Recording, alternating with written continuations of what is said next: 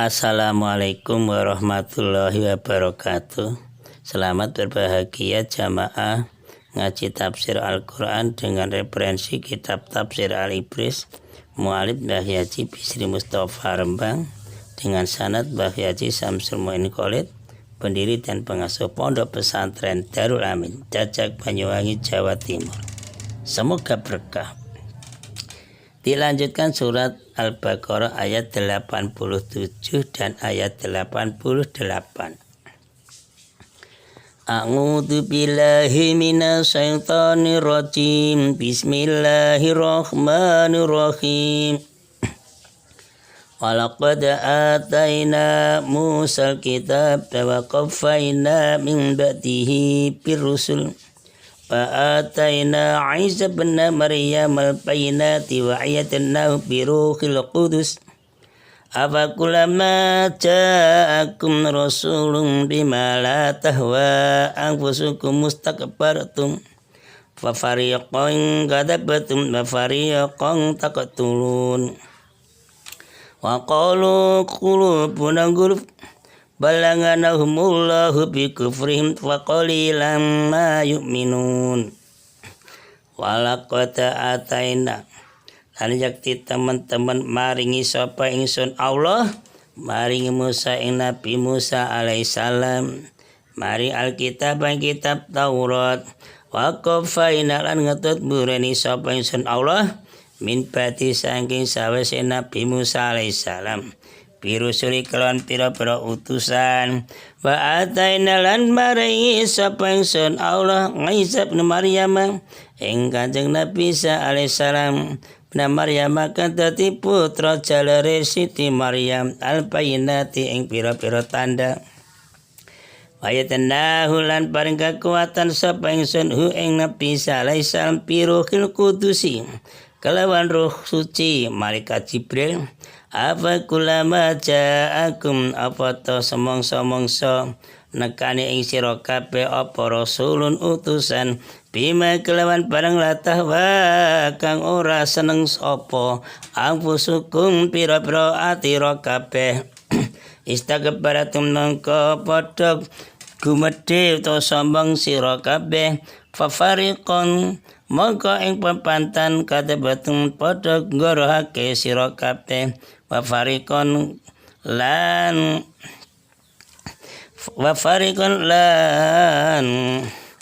mongko ing pepantan kang liya tak tuluna padha mateni sira kabeh.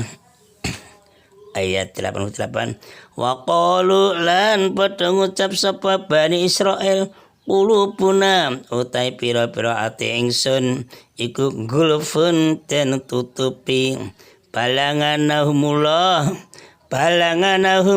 balik nglanati ing Bani Israil sapa Allah Gusti Allah bikubrihim sebab kufure Bani Israil faqalilan mongko kelawan sithik kang banget mayu'minuna kang iman sapa Bani Israil.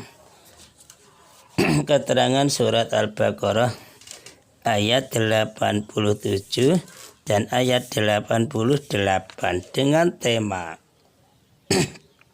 sikap orang Yahudi terhadap para rasul dan kitab yang diturunkan Allah dengan subtema yaitu Allah menerangkan kejahatan orang-orang Yahudi yang di luar batas kemanusiaan. Masya Allah. Karena apa? Meskipun mereka telah diberi petunjuk melalui beberapa rasul yang datang secara berturut-turut, namun tidak saja petunjuk-petunjuk itu mereka abaikan. Bahkan di antara rasul-rasul itu ada yang didustakan dan ada pula yang dibunuh. Ini kan menunjukkan tidak punya peri kemanusiaan. Keterangan ayat 87. Allah menurunkan kitab Taurat kepada Kanjeng Nabi Musa alaihissalam. Dan kemudian Allah mengutus sesudahnya Nabi Musa, yaitu beberapa orang rasul yang datang silih berganti periode, generasi. Maka setiap waktu selalu ada Rasul yang menyampaikan agama Allah. Dengan demikian tidak ada alasan bagi mereka untuk melupakannya, mengganti, atau mengubah peraturan-peraturan yang telah ditetapkan Allah. Pokoknya selalu berbuat jahat. Sesudah itu Allah menyebutkan Nabi Isa alaihissalam dalam ayat ini secara khusus di antara para rasul itu. Dan Allah menerangkan bahwa Nabi Isa telah diberi mukjizat yang dapat membuktikan kebenaran kenabiannya. Kemudian Allah menyebutkan pula bahwa Nabi Isa telah diberi wahyu serta diperkuat dengan Rohul Kudus, yaitu malaikat Jibril alaihissalam. Dan paling pokok ketinggian akhlak itulah Nabi Isa. Kemudian Allah menjelaskan orang-orang Yahudi bahwa apabila datang utusan Allah dengan membawa peraturan di situ yang tidak sesuai dengan kehendak hawa nafsu mereka, mereka itu bersikap sombong dan congkak. Sombong terhadap putusan Allah itu. Akhirnya apa? Dia berani berbuat sewenang-wenang, berani berbuat keji. Masya Allah, kau jajat lah. Bahkan Rasul itu didustakan, tidak percayalah. Seperti Nabi Isa didustakan, Kanjeng Nabi Muhammad SAW juga didustakan. Dan sebagian lagi yang membuat itu susah, mereka itu berbuat dusta itu berani membunuh, merencanakan membunuh Nabi Isa dan berani ingin membunuh Nabi Muhammad SAW. Yang dulu juga gitu, berani membunuh Nabi Zakaria dan membunuh Nabi Yahya. Maka tidaklah mengherankanlah, tidak heranlah apabila mereka tidak mempercayai ajakan Kanjeng Nabi Muhammad SAW. Sebab dulu-dulunya nenek moyangnya saja sudah berpenyakit, artinya tidak percaya pada utusan Allah. Yang dulu-dulunya. Jadi nular itu loh. Mudah-mudahan kita jangan seperti itu, nular yang baik-baik saja. Jadi kalau mereka itu tidak percaya, membangkang, mengingkari, itu memang sudah tabiat kelakuan yang merasuk dalam jiwa mereka yang sudah rusak. Maka kita sebagai orang tua mudah-mudahan dipupuklah iman kita supaya ke anak keturunan itu tidak mengalami perubahan. Berdoa. Ayat 88. Allah menjelaskan bahwa orang-orang Yahudi yang semasa dengan Kanjeng Nabi Muhammad SAW itu membuat pernyataan bahwa hati mereka tertutup terhadap dakwah Muhammad. Itu kan memangkalkan, Muhammad, hatiku tidak menerima kamu. Nah, seperti hatiku sudah tertutup bagimu. Nah, ini pelecehan itu. Nah, berarti perkataan orang Yahudi seperti itu, hatiku tertutup bagi Muhammad, itu sudah menunjukkan sikap mental yang mencegah mereka untuk memahami kitab suci Al-Quran yang dibawa oleh Kanjeng Nabi Muhammad SAW. Dengan firman Allah surat Fussilat ayat 5. Dan mereka berkata, orang-orang Bani Israil, orang-orang kafir itu, hati kami sudah tertutup dari apa yang engkau seru. Nah, kami kepadanya, dan telinga kami sudah tersumbat, tidak menerima. Dan di antara kami dan engkau ada dinding. Wah, ini kan sombong ini.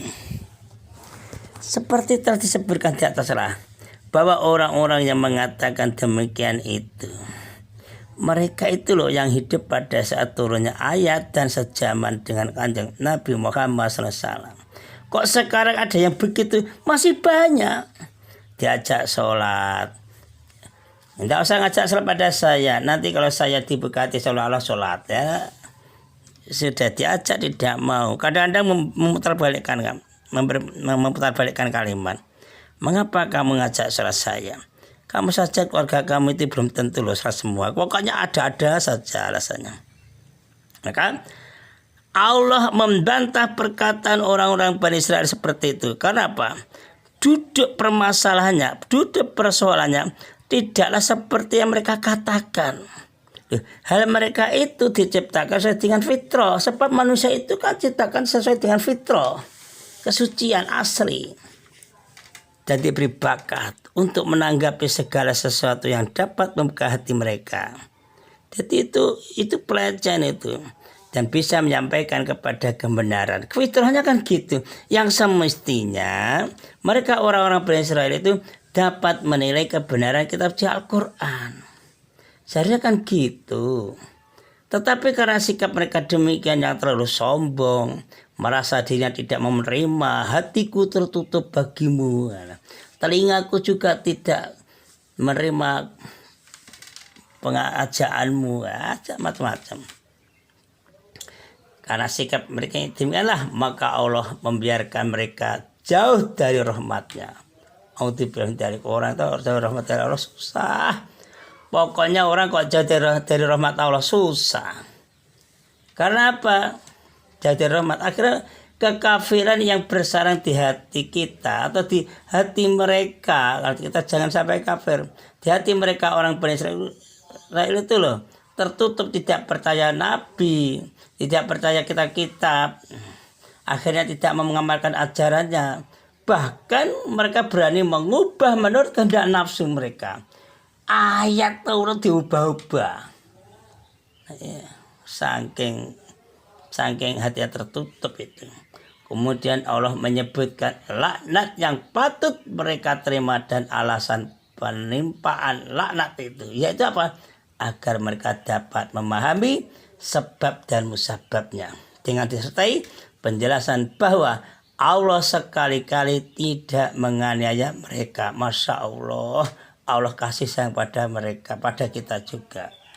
Tetapi apa? Semata-mata karena perbuatan mereka yang terus-menerus bergelimang dalam kekufuran dan perbuatan yang maksiat yang menyebabkan hati mereka tertutup kekufuran untuk menerima kebenaran itulah. Jadi penting hati itu diteliti, dipelihara, sangat penting. Kemudian Allah juga menyebutkan bahwa mereka orang-orang Bani Israel beriman hanya dengan iman yang sekelumit saja. Kok ada iman yang bersekelumit? Iman yang sekelumit maksudnya iman yang mereka itu hanya kepada kitab. Itu saja. Sedangkan kitabnya itu mereka ubah-ubah kehendak hawa nafsu.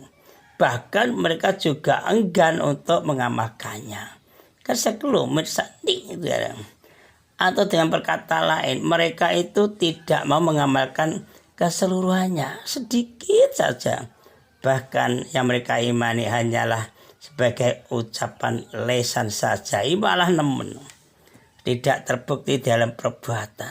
Karena itu iman yang terdapat dalam hati mereka tidak mampu untuk mengendalikan kemauan mereka, dan hawa nafsu mereka telah menyeret mereka ke lembah kekafiran. Shadaqallahul Azim. Assalamualaikum warahmatullahi wabarakatuh.